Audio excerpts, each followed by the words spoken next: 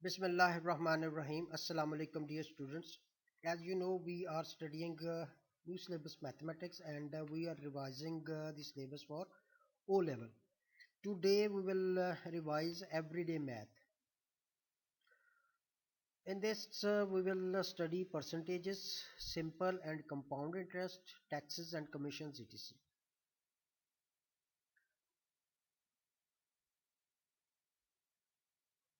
What is percentage? Percentage comes from the Latin percentum. The Latin word centum means 100. For example, a century is 100 years.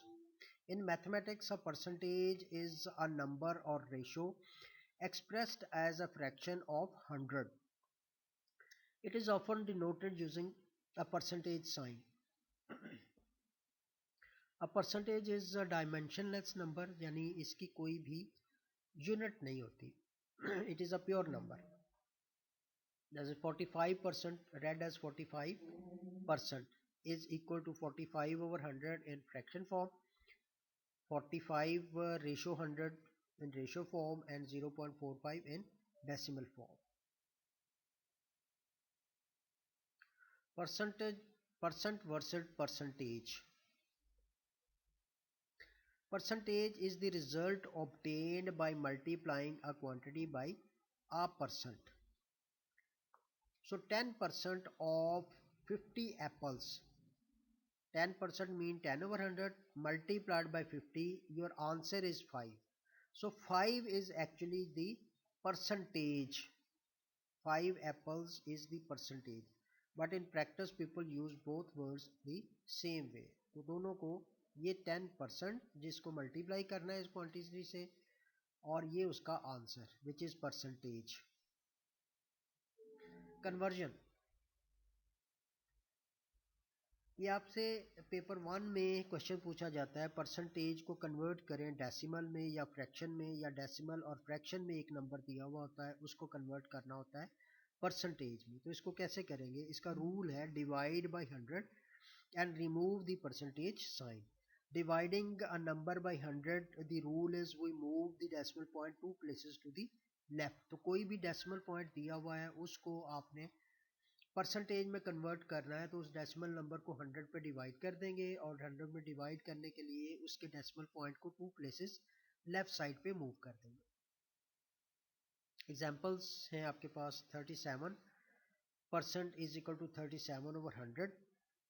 37 को 100 पे divide किया तो आपके पास 0.37 आ गया. तो 37% is in decimal point 0.37. From percentage to fraction, ये एक ही question है, एक ही रूल है इन दोनों का. परसेंटेज को डेसिमल या फ्रैक्शन में कन्वर्ट करने के लिए divide by 100 and remove the percentage sign, और फिर जो परसेंटेज जो फ्रैक्शन आई है उस फ्रैक्शन को आपने लोएस्ट टर्म में कन्वर्ट कर लेना है. 65% को फ्रैक्शन में कन्वर्ट करना है एक्चुअली. तो 65% को फ्रैक्शन में कन्वर्ट करने के लिए पहले आप इसको 100 पे डिवाइड करें और परसेंटेज साइन को रिमूव कर दें, और फिर इस फ्रैक्शन को लोएस्ट टर्म में कन्वर्ट करेंगे तो we will get 13 over 25 which is equal to 65%.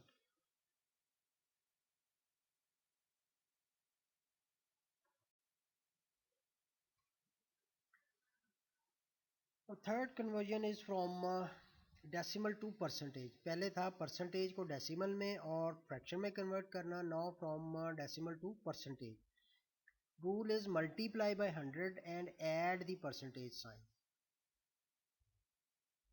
The easiest way to multiply by 100 is to move the decimal point 2 places to the right. Example है 3.7 को परसेंटेज में कन्वर्ट करें तो rule के मुताबिक 3.7 will be multiplied by 100, and to multiply a decimal number by 100 we move decimal point 2 places to the right.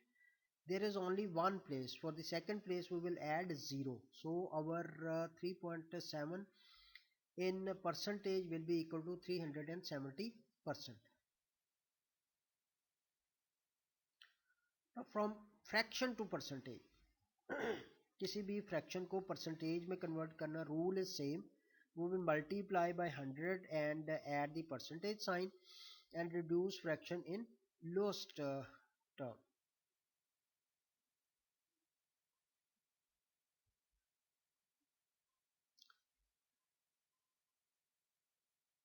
3/5 is equal to 3/5 multiplied by 100.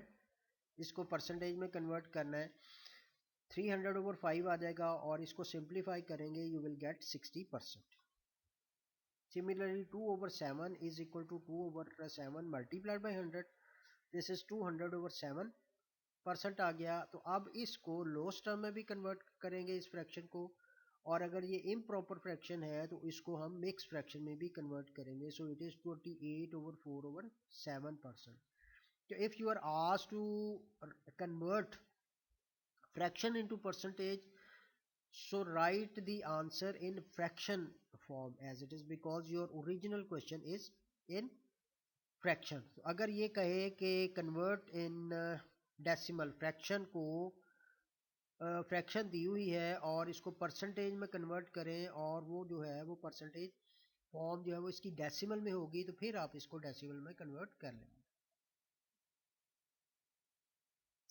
Express one quantity as a percentage of another, यानी अगर ए को B की percentage के तौर पे express करना हो तो then we write both first quantity in the numerator and second in the denominator. यानी इन दोनों क्वांटिटीज को आप एज अ फ्रैक्शन पहले एक्सप्रेस करें और फिर इसको 100 से मल्टीप्लाई करके परसेंटेज साइन ऐड कर दें.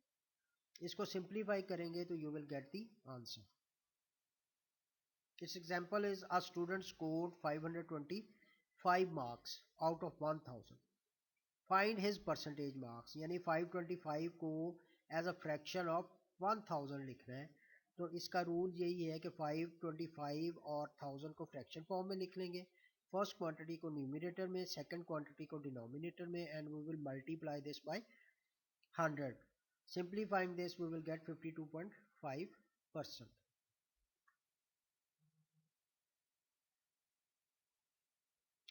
Calculate a given percentage of a quantity.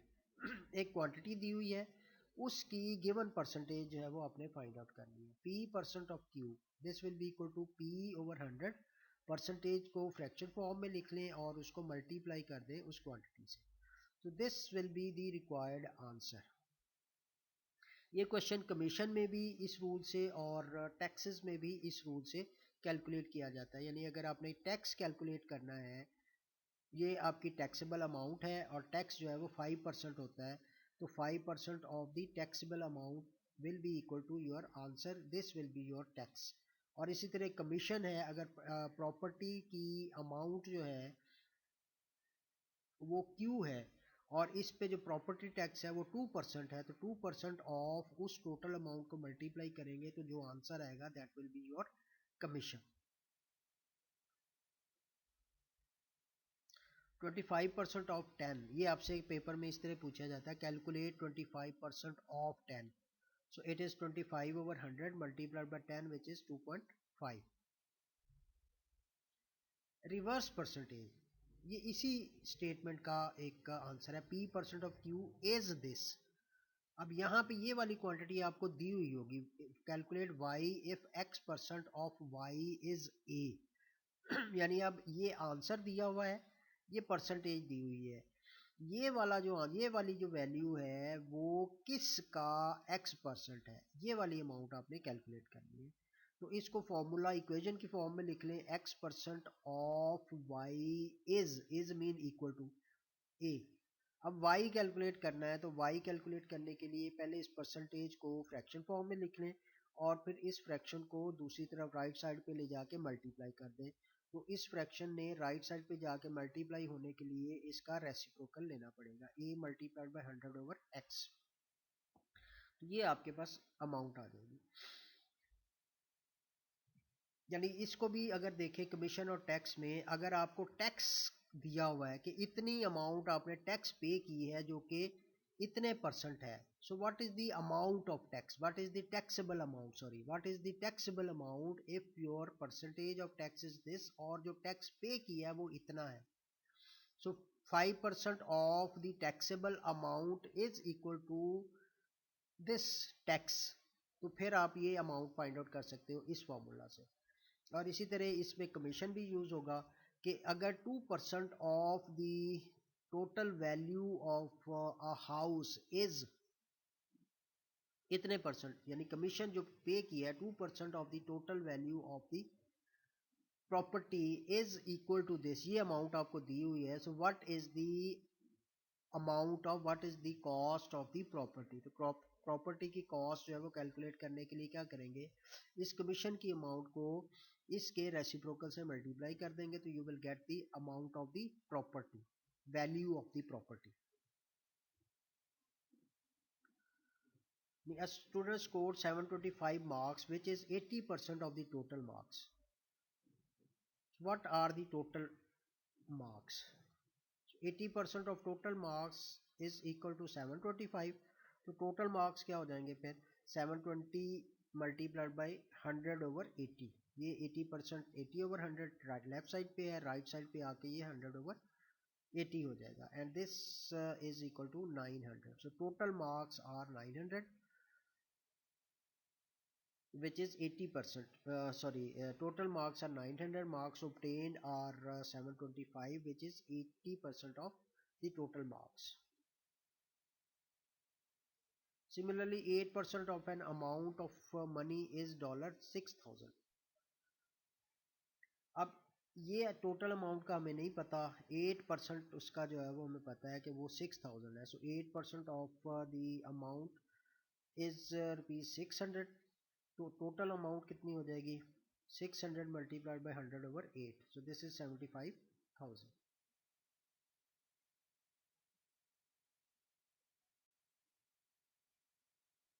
Profit loss and discount, कुछ टर्मिनोलॉजी है इसको जरा देख ले। Cost price is the price at which an article is bought और purchased is called the cost price. Selling price, the price at which an article is sold, is called its selling price. Mark price, this is the price marked as the selling price on an article, also known as the listed price. List price भी इसको कहते हैं, mark price भी कहते हैं। ये shopping करने के लिए जब आप जाते हो तो सेल लगी हुई होती है, सेल लगी हुई होती है, उस पर एक टैग लगा होता है प्राइस का, वो उसकी मार्क प्राइस होती है या लिस्ट प्राइस होती है। उस पर डिस्काउंट भी दिया जाता है, तो डिस्काउंट के बाद वाली जो मार्क है उसको सेलिंग प्राइस जो है वो कहते हैं, या नेट प्राइस जो है वो कहते हैं। और जितनी अमाउंट कम की जाती है that is called the discount. Profit, when an article is sold for more than what it cost, we say that there is a profit or gain.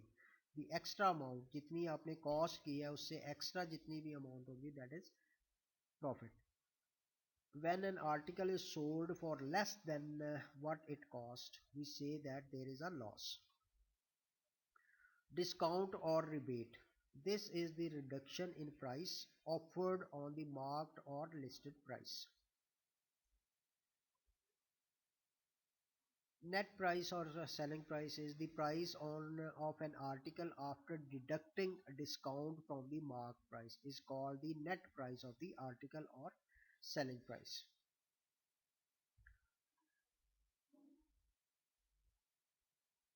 तो ये कुछ फार्मूलाज हैं। अगर आपको सेलिंग प्राइस और कॉस्ट प्राइस दी हुई है तो net profit, actual profit calculate करेंगे selling price minus cost price से, लॉस कैलकुलेट करेंगे cost price minus selling price से। कॉस्ट प्राइस अगर फाइंड आउट करनी है और सेलिंग प्राइस और एक्चुअल प्रॉफिट दिया हुआ है, प्रॉफिट हुआ है तो फिर selling price minus profit cost price होगी, लॉस हुआ है तो सेलिंग प्राइस प्लस लॉस जो है वो दैट इज कॉस्ट प्राइस होगी। Similarly selling price is equal to cost price plus profit और cost price minus loss. Discount जो है वो mark price minus selling price, और selling price in case of mark price discount that is mark price minus amount of discount.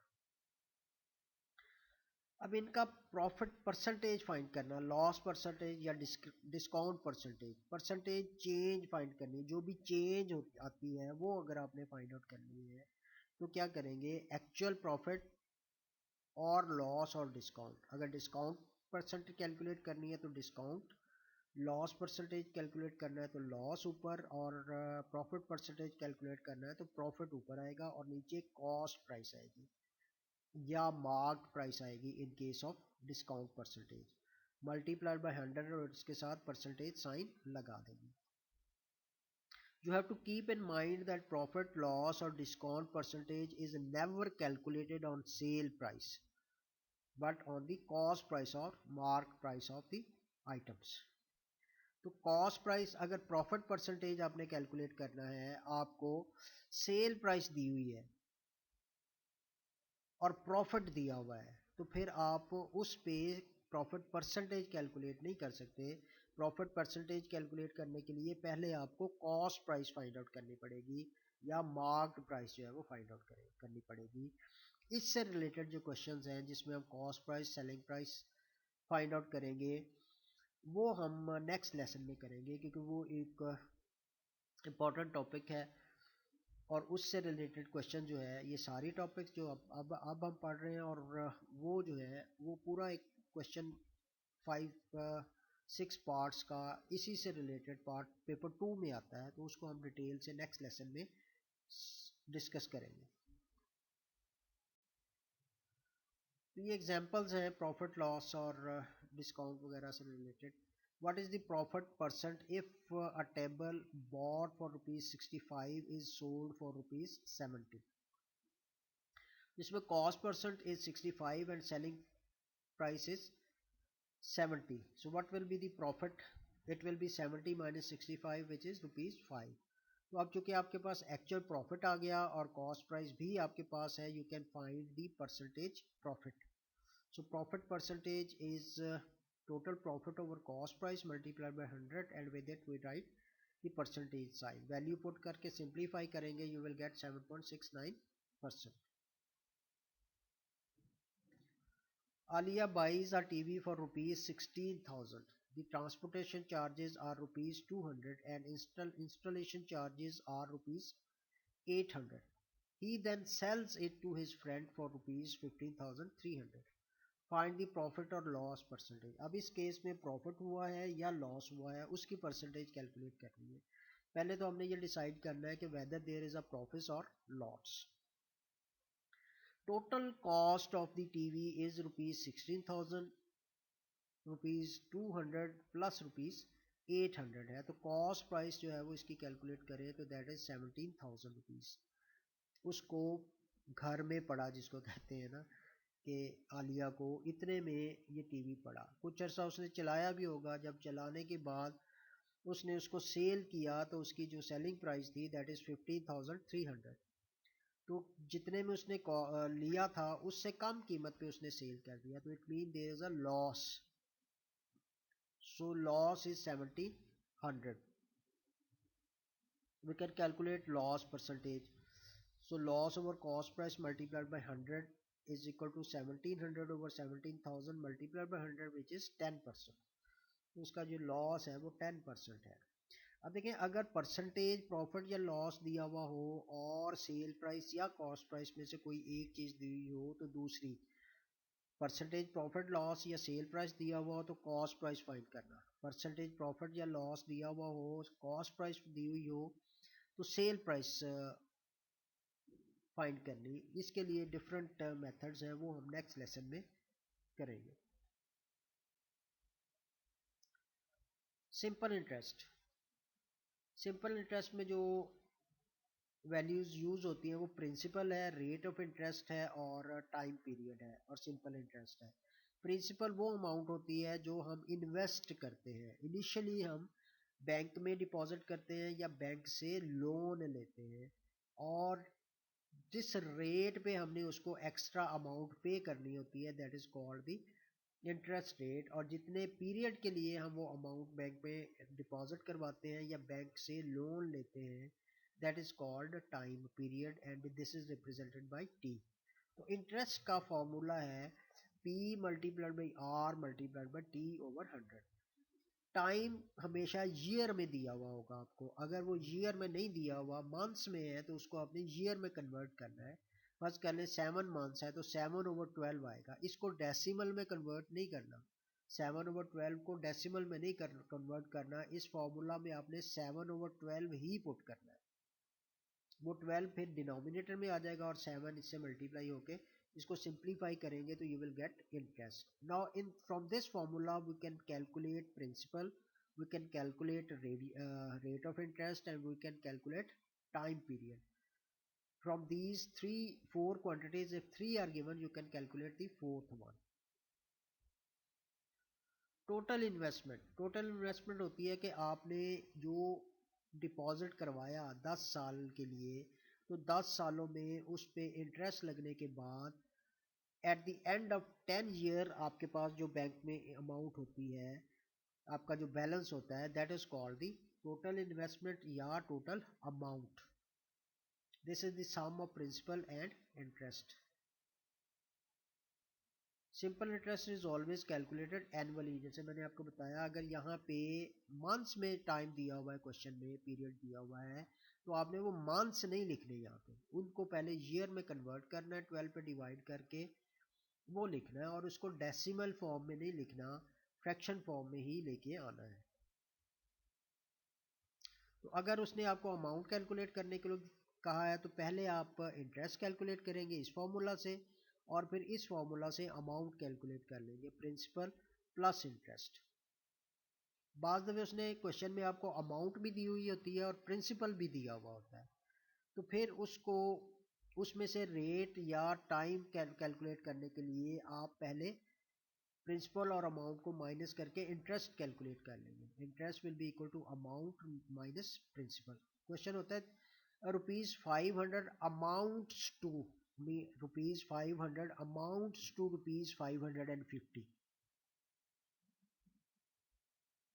500 आपने deposit करवाई जो increase होके 550 बन गई, तो इसका मतलब 500 में कुछ इंटरेस्ट कुछ अमाउंट ऐड हुई तो 550, वो जो एक्स्ट्रा अमाउंट है दैट इज योर इंटरेस्ट। तो इंटरेस्ट कैलकुलेट करने के लिए अमाउंट में से प्रिंसिपल माइनस कर देंगे तो वो आपके पास इंटरेस्ट आ जाएगा। प्रिंसिपल भी आपके पास है, इंटरेस्ट आपने कैलकुलेट कर लिया, इन दोनों में से कोई एक क्वांटिटी आपको दी हुई होगी, तीसरी जो है वो आपने फाइंड आउट करनी होगी। So this is the example of simple interest. Haris borrowed ₹5,000 for 4 years at an interest rate of 5% from a bank. How much of interest is that? Interest यहाँ पे पूछा है उसने, या अगर यहाँ पे होता how much he will get after 4 years, तो इसका मतलब आपने पहले इंटरेस्ट फाइंड आउट करना है और फिर आपने उस इंटरेस्ट को 5,000 में ऐड करके टोटल अमाउंट इसकी कैलकुलेट करनी है। तो इंटरेस्ट जो है वो आपका वैल्यूज पुट करने से 1000 आ गया। इस 1000 में अगर आप 5000 ऐड कर दें तो at the end of 4 year he will get 6000। Total amount 6000 है, इंटरेस्ट 1000 है।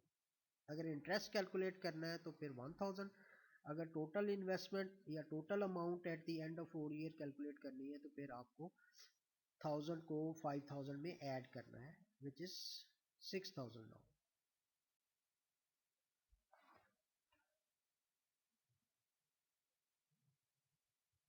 Compound interest. कंपाउंड इंटरेस्ट में ये होता है कि पहले साल में जो इंटरेस्ट है वो आपके प्रिंसिपल में ऐड हो जाता है, तो दूसरे साल का प्रिंसिपल, फिर दूसरे साल इंटरेस्ट कैलकुलेट करते हैं, वो इंटरेस्ट जो है वो आपके पहले प्रिंसिपल में ऐड हो जाता है। इस तरह इंटरेस्ट और प्रिंसिपल हर साल या हर पीरियड के लिए ऐड होता चला जाता है और एंड पे आपके पास टोटल अमाउंट आ जाती है, तो that is called compound interest. तो कंपाउंड इंटरेस्ट का फॉर्मूला जो है वो ये है, A is equal to P which is principal, 1 plus R is the rate of interest over 100 power N जो है वो पीरियड है, years है यहाँ पे, 1 year 2 year 3 year 4 year 5 year 6 year जो भी है वो यहाँ पे आपने यहाँ पे लिख देना है। अगर मंथ्स है तो फिर उनको मंथ्स में ही लिख देना है, क्योंकि कंपाउंड इंटरेस्ट जो है वो मंथली भी कैलकुलेट किया जा सकता है। इसको वो स्पेसिफाई करेगा कि n इज 6 मंथ्स के लिए, 4 मंथ्स के लिए, जबकि सिंपल इंटरेस्ट हमेशा जो है वो एनुअली ही कैलकुलेट किया जाता है। अगर तो इन टोटल इन्वेस्टमेंट कैलकुलेट करनी है तो ये आंसर इसका टोटल इन्वेस्टमेंट होगा। अगर उसने आपको ये कहा है कि कंपाउंड इंटरेस्ट फाइंड करें कि कितना कंपाउंड इंटरेस्ट था, उसमें इस आंसर में से गिवन प्रिंसिपल को माइनस कर देंगे तो you will get the compound interest. Find the amount of rupees 8,000 for 3 years compounded annually at 10% per annum. Also find the compound interest, CI mean compound interest। तो इस formula में ये वाली values principal 8,000 time n 3 और r जो है वो 10 put कर दें और उसको कैलकुलेट कर लें। 8,000 प्रिंसिपल 1 प्लस 10 ओवर 100। अब देखें अगर तो ये पेपर 2 में है तो फिर आप कैलकुलेटर यूज कर सकते हो। इसको पहले ब्रैकेट के अंदर सिंप्लीफाई करें, ये कैंसिल हो जाएगा। या 10 ओवर 100 का मतलब 0.1 है तो ये ऐड करें 1 प्लस 1.1 आ जाएगा। अगर ये 5% होता तो फिर 5 ओवर 100 और 5 ओवर 100 को हम क्या लिखते हैं 0.05। तो इसको 1 में ऐड करते तो 1.05 और 1.05 का क्यूब ले लेते डायरेक्ट कैलकुलेटर से और इसे 100 से 8,000 से मल्टीप्लाई कर देते। अगर ये पेपर 1 में आता है तो इसको पहले सिंप्लीफाई कर लें विद इन ब्रैकेट। इसकी भी पावर इधर 3 है, इसकी पावर भी यहाँ पे 3 है, इक्वल टू 8,000 और इसे 11 ओवर 10 किया और 11 ओवर 10 को 3 टाइम्स मल्टीप्लाई कर दिया। इसको सिंप्लीफाई करेंगे तो ये आपके पास 10,648 आ जाएगा।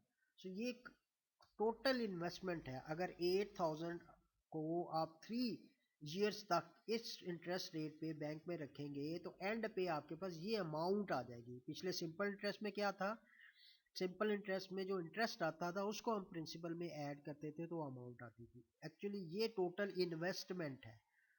अगर कंपाउंड इंटरेस्ट फाइंड आउट करना है तो इसमें से 8,000 को माइनस कर देंगे। दिस इज, ये फॉर्मूला आपने याद रखना है। इस फॉर्मूला में वैल्यूज कंपाउंड इंटरेस्ट के लिए n जो है वो आपके पास मंथ्स में भी हो सकता है।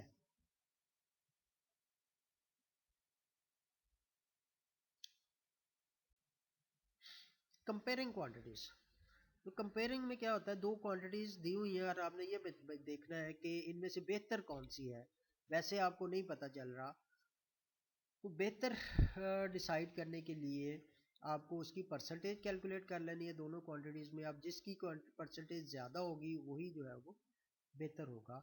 अब percentages are often used to compare ratios और fractions by expressing them as percentage. For example, in two tests, a student received 72 out of 85 and 37 out of 45। तो यहाँ से हमें नहीं पता चल रहा कि किसके मार्क्स जो हैं वो बेहतर हैं, 72 आउट ऑफ 85 या 37 आउट ऑफ 45। तो क्या करेंगे, हम इसको भी परसेंटेज में कन्वर्ट कर लेंगे और इसको भी परसेंटेज में कन्वर्ट कर लेंगे। Expressing these results as percentages gives 87.7% and 82.2%। तो इसका मतलब है 84.7% वाला जो मार्क्स है वो बेहतर मार्क्स है, where the percentages are given correct to 1 decimal places as the first result is better. इसी तरह इसकी दूसरी एग्जांपल अगर ले, two bakeries called Gourmet and Ideal both bake bread on a particular day 27 out of 40 loaves in Gourmet bakery were baked on the previous day. At the Ideal Bakery, 57 out of 90 loaves were baked the previous day. Which bakery was selling the larger percent of loaves baked the previous day? यानी जितने उसने bake किए थे 40 में से 27 cell कर दिए, 90 में से 57 सेल कर दिए। तो which one is the better sale? तो percentage of loaves baked on the previous day for the gourmet bakery 27 over 40 multiplied by 100, this is 67.5%। or percentage of loaves baked on the previous day for the ideal bakery is 57 over 90 multiplied by 100, this is 63.3%। तो इसका मतलब है कि this gourmet bakery had the greater percentage of loaves baked a day earlier। तो comparison के लिए भी percentage को यूज किया जाता है। दोनों क्वांटिटीज को परसेंटेज में कन्वर्ट कर लें और फिर देखें कि which is the better result. Thank you for watching and Allah Hafiz.